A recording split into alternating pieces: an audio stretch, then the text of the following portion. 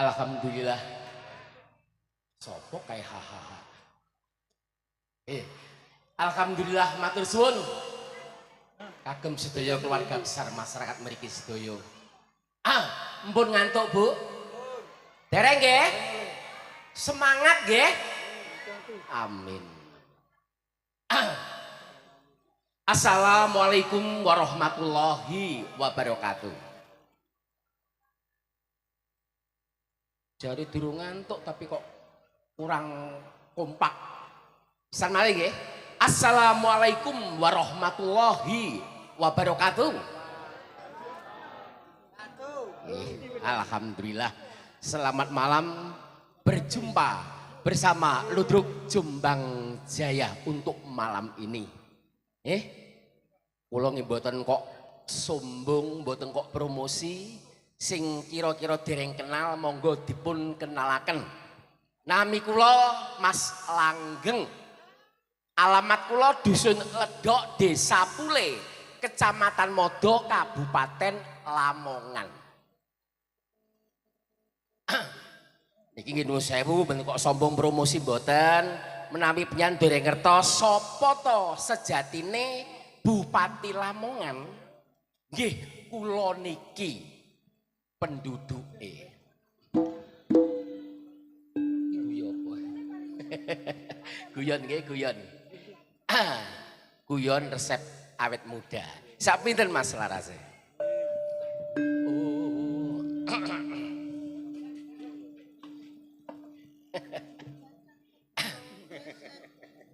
Tak tujone bapak ibu sedaya jalrestri anom lan tuwa. Alah kok enake. Kok rada minir Mas.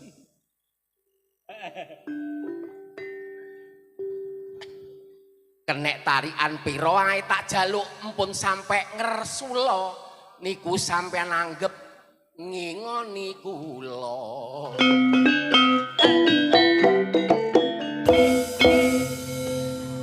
Semangat kerawitane kompak kaya ngene. Kerawitan penak kompak katik jek enek wong sing turu berarti wong kuwi lara.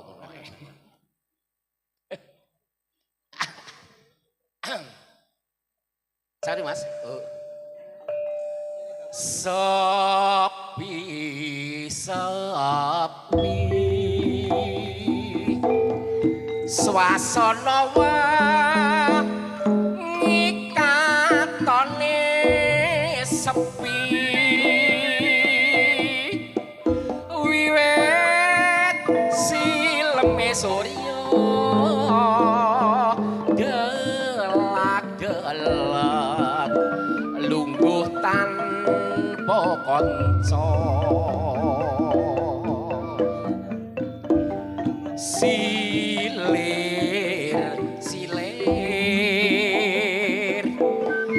angin sunyi ler atiku gingser kater mung mikir apa pancen uripku wis takdir paribasan wit biyen tanpa leren tak rewangi rekoso ora mulya rino wangi meminta jangan ketosan ndang lan boga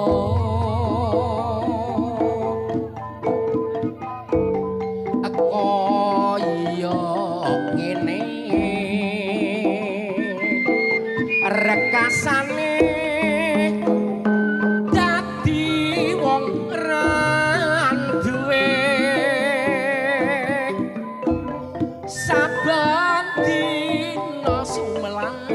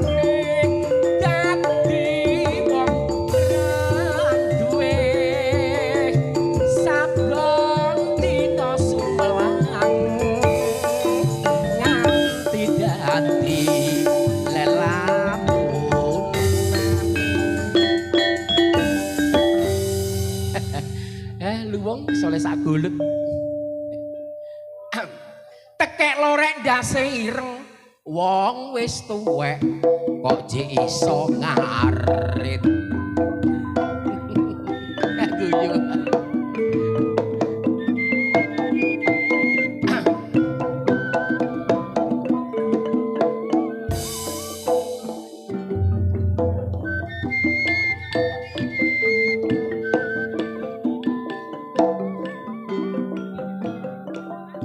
Bismillah kula badhe ngawiti ngidung gendheng ajulah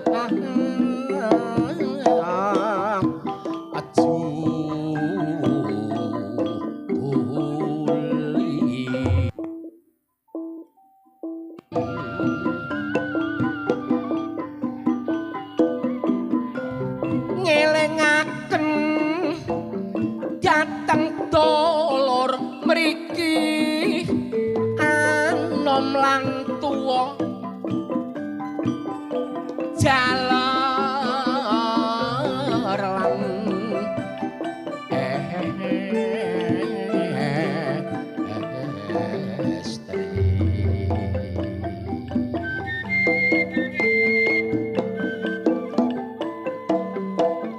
ngemotaken dolor aja sampak lali setahun sepisan nganakno sedekah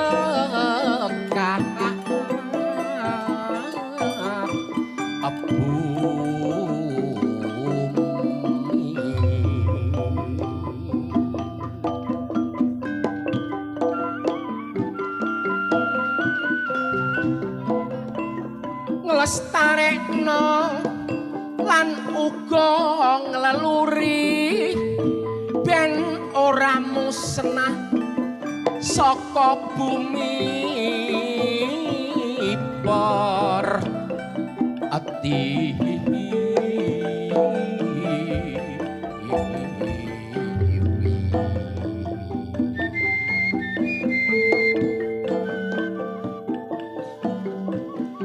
sedekah bumi dolor padha karo sedekah desa padha nguri-nguri tinggalane wong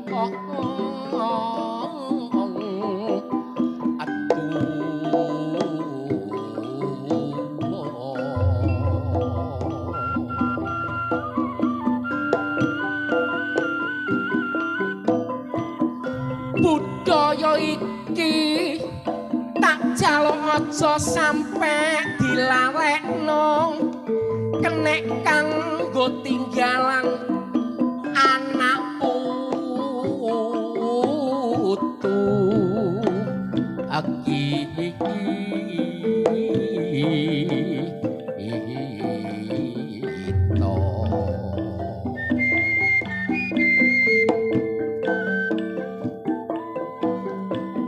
tapi ana dolor sing kurang pengalaman ngleluri punden jaremu jo asetan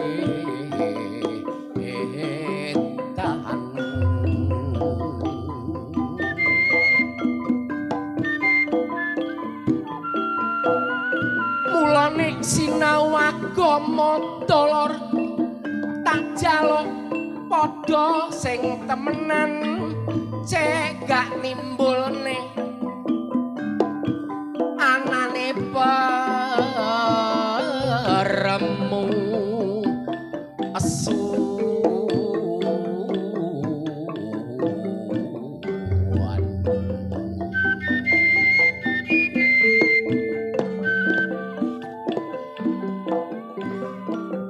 budaya iki cak aja sampe dilalekno monggo sami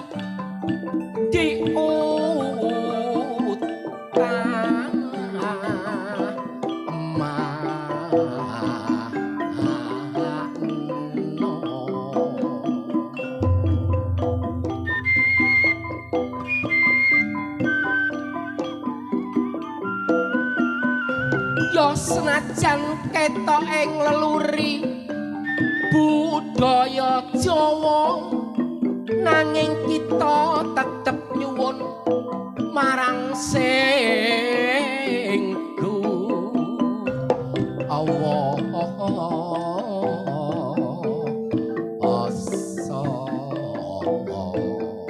tapi ana dolor wong sing elek kelakuane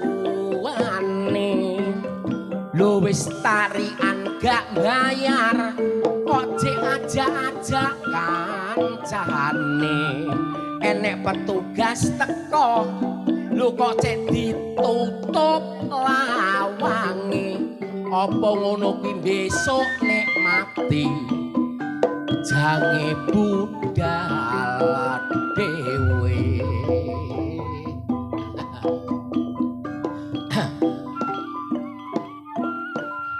niki kok mboten ngritik mboten cuma ngaturi wawasan datang penyanyi sami dene menapa untuk malam ini keluarga besar masyarakat dusun Sendang Gogor Desa Ngepung Kecamatan Lengkong Kabupaten Nganjuk ngawontenaken sedekah desa dalam rangka malam tasyakuran niki termasuk kula lan panjenengan sedaya ngaturaken puji syukur dumateng ngersanipun Gusti ingkang Maha Kuwasa sesampunipun dipun wontenaken hiburan malam ini lan dipun bancai sawontene tiyang mriki sedaya mulai bengi niki ngantos sak teruse keluarga besar masyarakat dusun Sendang Bogor adoh blaine cidhi rezekine keturutan napa sing dicita-citane amin Allahumma amin. Malam ini malam tasyakuran ya, tasyakuran itu terdiri dari tasyakur dan ran 4 pemenggalan suku kata niki nek kula sing ngento-ngento kula sing reka insyaallah tasyakuran niku wonten artine tasyakuran taat selalu melestarikan peninggalan nenek moyang kita yang berupa bersih desa atau sedekah bumi niku sahnya apabila diketahui oleh orang banyak contohnya koyok malam ini tasyakur kurang abdol kalau tidak mendatangkan ludruk Jombang Jaya tepuk tangannya mana bro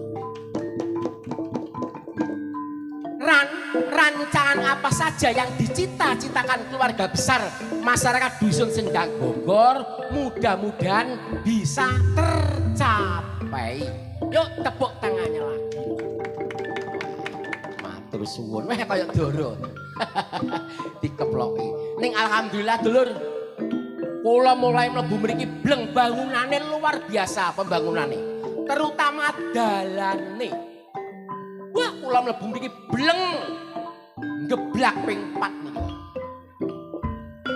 guyon geblak niku malah menambah semangat kula dalam bekerja nyatane begitu mlebu bleng weh kanca-kanca Jombang Jaya dilebokne dikurungi ning jero wis tanda wedok-wedok amit-amit blak-balik aduh tanggit lapo arek-arek iki arek wedok-wedok niku lah kok tibane nuwun sewu mawon pipis masalah kecocok tunggake jati lah enek sing pipis mudhun rono lah kok ning kono enek sing disupet yuyu barang tapi ya tetap semangat apapun kejadiannya tetap semangat menghibur keluarga besar masyarakat mriki alhamdulillah nggih menika matur suwun dumateng Ibu Kades Dwiyana Bekti sop nyanipun Bapak Kepala Dusun Siswardoyo Bapak Kepala Dusun Siswardoyo yes mudah-mudahan malam ini keluarga besar masyarakat dusun Sendang Bogor pinaringan gemah ripah loh jinawi sebab napa dulur dusun nek ijek gelem ngenekne sedekah bumi utawa bersih desa niku jelas masyarakate rukun Pilihannya namung setunggal. Jelas masyarakatnya rukun. Nek mboten rukun mboten iso. Sebab napa? Nek gak rukun, sing kene ditarik sakmene ngomel, sing kene ditarik sakmene nyecret. Tapi beda nek tiyange rukun, ditarik pira-pira oke, semangate oleh, dadine bersatu seperti malam ini. Ayo Cak, monggo lan-lan.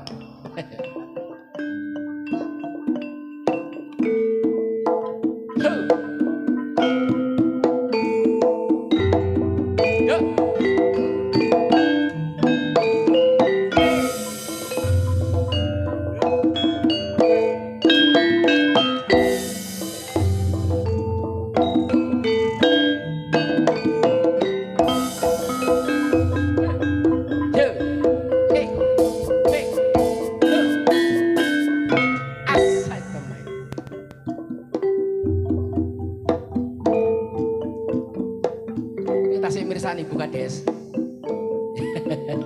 Kasih mirsani nggih. Oh iya, alhamdulillah. Jarang loh kono-kono itu bukan Des sampai mirsan sampai dalu itu jarang.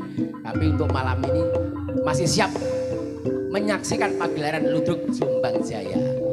Ya Cak, kenal yo. Hey. Oh.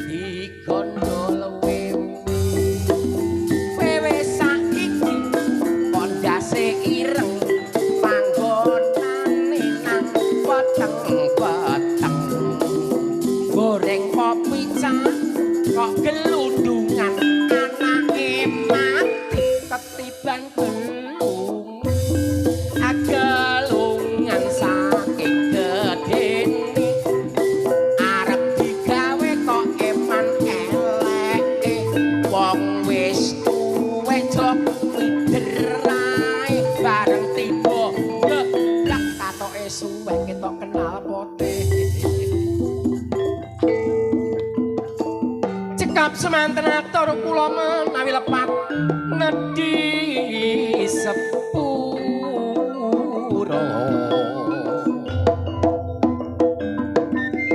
ditinggal awe-awe sing nonton lodrok tak dongakno akeh rezekine sing gak nonton akeh anak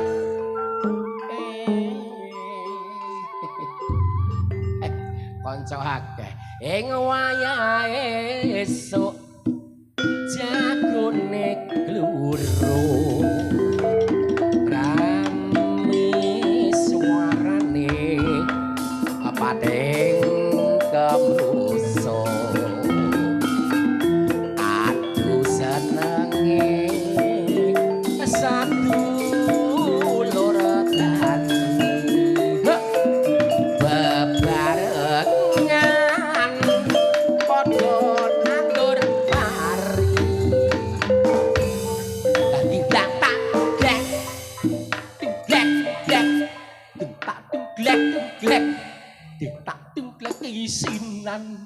isinan gamelane wis gak enak kok jek joget. Lah gamelane gak enak nanti kok gamelan. Lho iya ya. Maksudnya gamelane kan wis mandek. Lah mandek lah apa ora dituthuk. Panjak kecil dioprok ae ngono kan. Lho lah panjak gak ndoprok ya mlaku ya rusak kabeh. Ayo tinggal mlaku-mlaku ngono. Ngono ta? Tak sini ya. Iya. Kaya ngene cak rasane tempe kaya kentang ati bumbu rawon ayo kaya ngene mas conge dadi wong ra duwe kaya